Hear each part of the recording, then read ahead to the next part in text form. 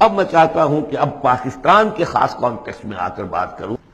پہلی بات تو یہ سمجھیے، اپنی خودی پہچان ہو غافل افغان. یہ پاکستان کس شے کا نام ہے؟ کیا یہ دنیا میں دوسرے جو مسلمان ممالک ہیں ویسا ہی مسلمان ملک ہے، یا اس کی کوئی خصوصی اہمیت ہے، کوئی خصوصی حیثیت ہے، کوئی امتیازی مقام اور مرتبہ ہے؟ اور یہ بھی سارا کچھ میں آپ کے سامنے رکھوں گا قرآن مجید سے. میں نے اس آیت کے حوالے سے سب سے پہلی بات یہ کہ قیام پاکستان کا اصل جذبہ محرکہ کیا تھا، میں یہ اس سورہ مبارکہ کی آیت نمبر 26 کے حوالے سے بیان کر چکا ہوں. وَاذْكُرُوا إِذْ أَنْتُمْ قَلِيلٌ مُسْتَضْعَفُونَ فِي الْأَرْضِ. ذرا یاد کرو اے مسلمانوں جب تم ہندوستان میں.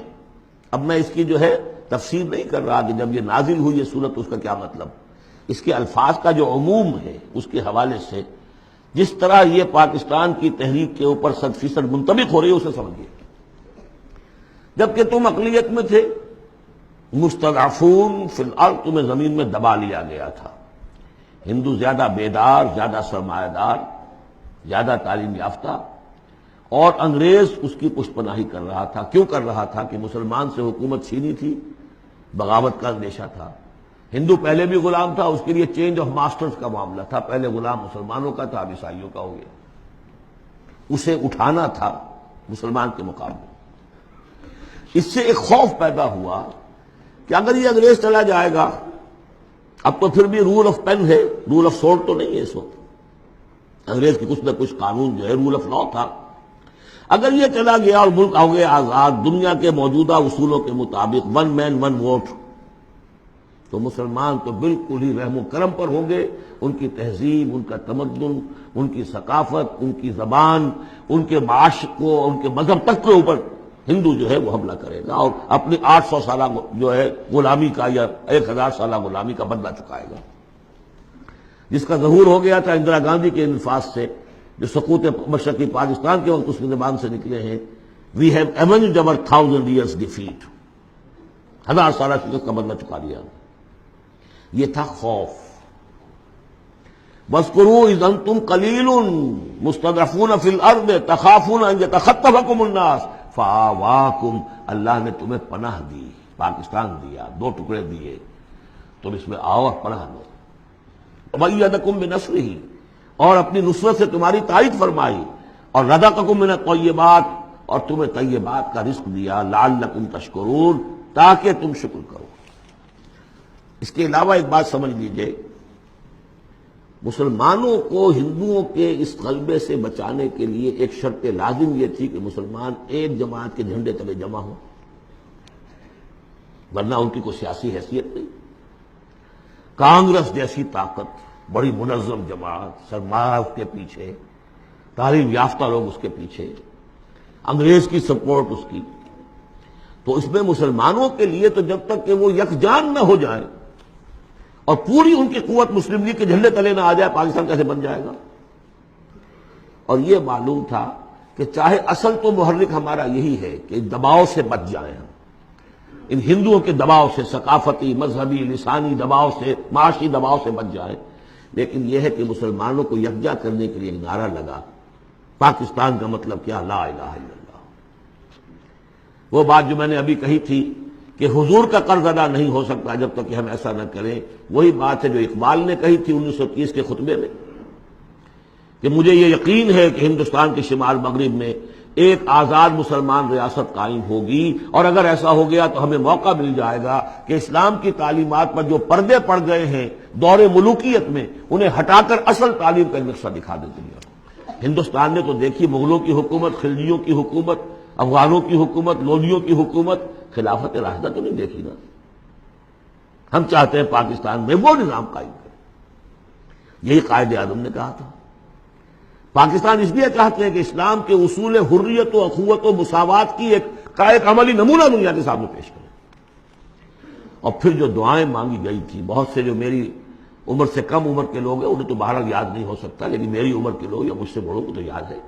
ہم نے نعرے لگائے، دعائیں مانگی گڑ گڑا کر، اور وہ دعائیں یہ تھی کہ اے اللہ تو ہمیں یہ ملک دے دے، ہم تیرے دین کا بول بالا کریں.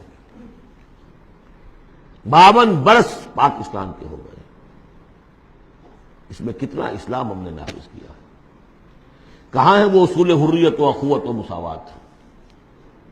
وہی سودی نظام، وہی جاگیرداری نظام، خواجہ از خون رگے مزدور سازد لال ناب، از جفائے دہ خدایاں کشت دہ کانا خراب، انقلاب ہے انقلاب۔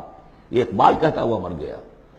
سرمایہ دار نے مزدور کے رگوں سے سرخ خون کشید کر کے شراب بنائی ہے جسے وہ شام کو بیٹھ کر پیتا ہے، اور زمیندار اور جاگیردار وہ کسانوں کی جو محنت کا اور خون پسینے کی کمائی اسے عیش کرتے۔ انقلاب انقلاب، لیکن وہ 52 برس ہو گئے، انقلاب تو نہیں آیا، وہی نظام۔ گویا کہ ہم نے اللہ سے بدعہدی کی، اس بدعہدی کی سزا کیا ہے؟ نفاق ہم پر مسلط کر دیا گیا۔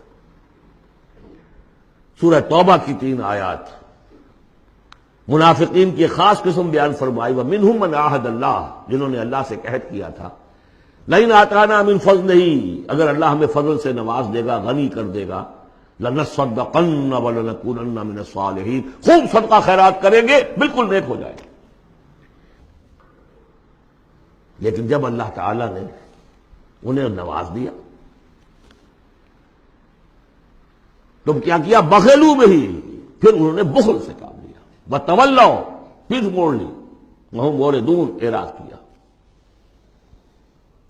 نتیجہ کیا نکلا؟ فعاقبہم نفاقا فی قلوبہم، اللہ نے ان کے دلوں میں نفاق ڈال دیا۔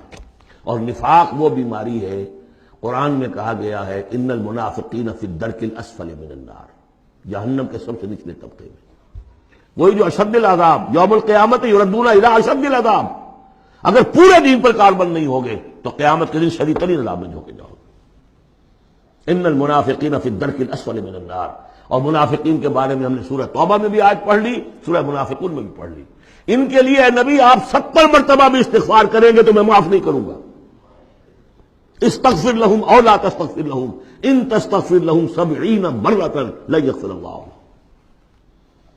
اس نفاق کی 3 شکلیں ہیں۔ نفاق باہمی، وہ ایک قوم ایک نہیں رہی، اب ڈھونڈ اب اس کو چراغ رخ زیبا لے کر اب وہ قومیتوں میں تحلیل ہو گئی، عصبیتیں، ایتھنک، لنگوسٹک، پروونشل، قوم کہاں ہے؟ تحلیل۔ نفاق باہمی، ایک نفاق کردار، جو حضور نے فرمایا کہ 3 نشانیاں ہیں منافق کی، اگر تینوں چیزیں ہوں تو وہ کٹر منافق ہے، خواہ نماز پڑھتا ہو، روزہ رکھتا ہو اور اپنے آپ کو مسلمان سمجھتا ہو۔ بخاری کی اور مسلم کی روایت ہے، جب بولے جھوٹ بولے، جب وعدہ کرے خلاف ورزی کرے، اور جب کہیں امین بنا دیا جائے تو خیانت کرے۔